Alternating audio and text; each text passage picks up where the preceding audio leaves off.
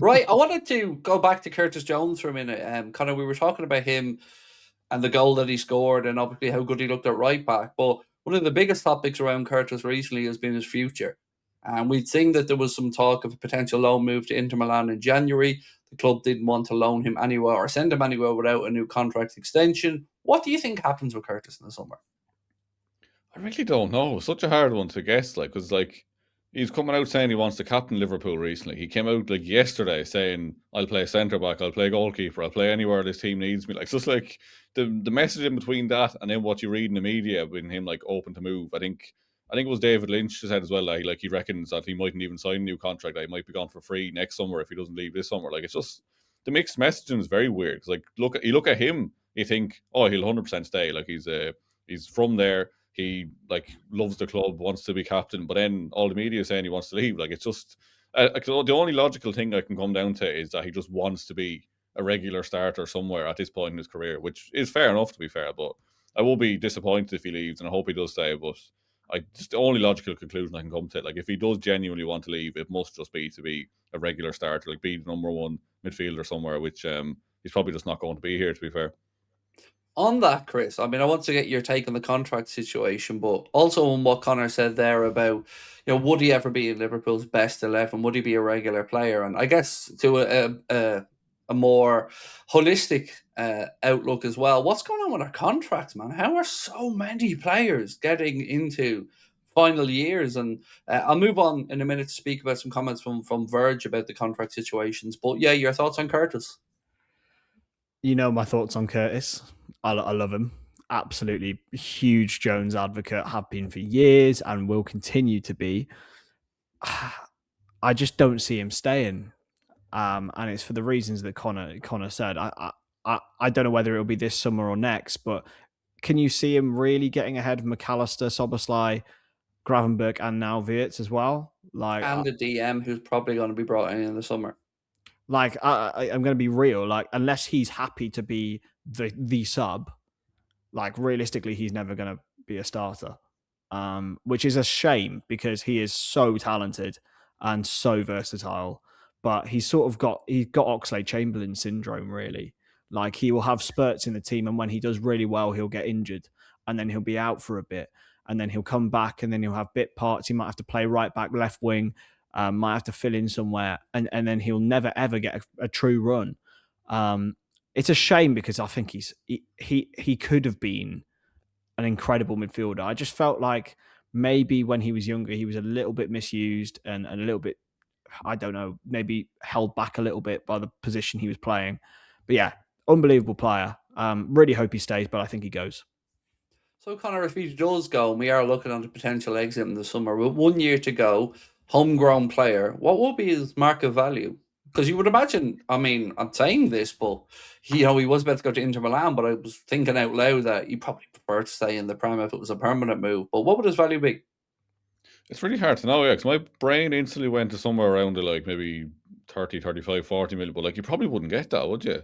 Because he has a year left. But then you look at someone like Mark A, he was going to be going for 35 million with a year left and then still went for 20 million with 6 months left. Like, is it a case of if there is interested parties, does it really matter how much time is left in the contract? Like, I think if he had like 5 years in the contract, you're looking at the fact he's English, the fact he's quite young, so I'd say at least 60 or 70, but I'd say I personally would want probably at least over 30, but I don't know if we would get that, to be fair. But I think if there is a few clubs sniffing around them, then maybe we do get a decent fee, but really hard to guess.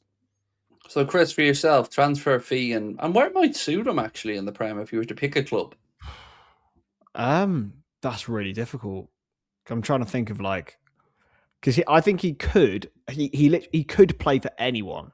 Like, I genuinely think he could get in any team or any squad in the league. But I have a in hint terms of of him in a Villa shirt for some reason. it gives me Villa vibes. Yeah, like I was I going was to say thinking Villa Villa. or Spurs. That Spurs link made sense, I thought. He's better than Spurs. Spurs might not be in the Premier League next Fair year. point. That even as a sentence, mate, to say is just crazy. But yeah, it's Like, not mad. I think it would be someone like Villa. I think it would be somewhere between 20 and 25 mil. But he's a 50 million player. He shouldn't be going anywhere near there. But yeah, it's a shame. I'm gutted if he goes, man. I've always felt like we're going to lose a central midfielder in the next window to make space in the squad for a DM, because I think, there's very few places we'd say we're probably stacked in, but central midfielder with regards to the options there and young players coming through, Connor, is probably one area we could afford to lose. I mean, what you would lazily describe, let's say, as a number 8.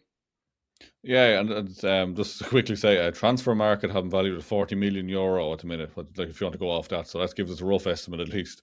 But yeah, like midfield isn't exactly a problem area for us as such. Like we do need a specialist DM, but like in terms of numbers and everything, like we're not exactly struggling there. So it's probably not the worst area to be losing a player like Curtis Jones. But yeah, it just would be so sad to see him leave, wouldn't it? Because like we all love him, to be fair, and it will be like he's the perfect squad player. Like I've always said that. Like people like shit on him all the time, but like he is the perfect player you need that can come in, but isn't too much of a disruptor that he's going to be demanded to be playing every week. Like he is just the perfect level of good, if that makes sense.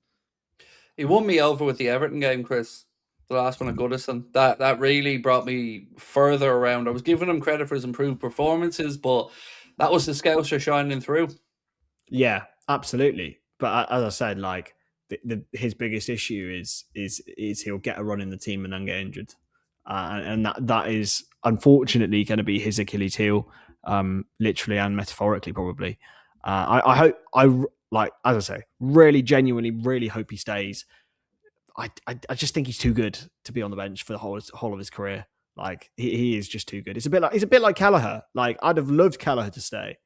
And he might have got more minutes this season than he would have realised, but he just sort of deserved. He was so good, like he didn't deserve to be on the bench for the rest of his career. And he's sort of at the age now where you're like, okay, maybe I do want to move on. Yeah, it's a fair point. I wanted to sink our teeth into the conversation around defensive midfielders since we were discussing it there.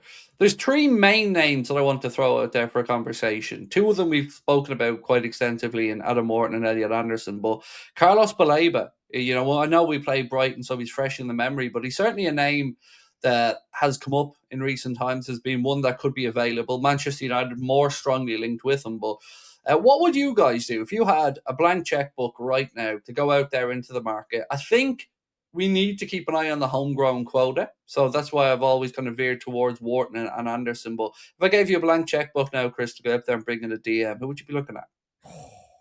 Blank checkbook. Probably go for Declan Rice if he counts. But no, it would be Wharton out of those 3. Europe's best midfielder, Declan Rice. Declan Rice, yeah, exactly. Yeah, Wharton would be my choice. I just feel like he would suit us more than. I don't really get that Anderson hype, to be honest. Like I don't. I do. I didn't, and then I watched him when he played him. I followed him in all ends of the pitch, defensively and offensively, and for the first time, I really seen it. I really did. I just seen a steely player, and I just thought, yeah, I get it now. Premium Henderson, mate. That's all he is. I agree with you, by the way, on Wharton. It just seems like a Liverpool player. I look at him, the way that he plays the position. Obviously, both of them kind of young talents. Probably a little bit more realistic price-wise, Chris, as well, Wharton. Yeah, but as well, who knows if Forest might go down, so Anderson might become available for cheaper. Who knows? But Chris is relegating everybody today, isn't he? We're all going down. Fuck them. I personally think Wharton's a much better player.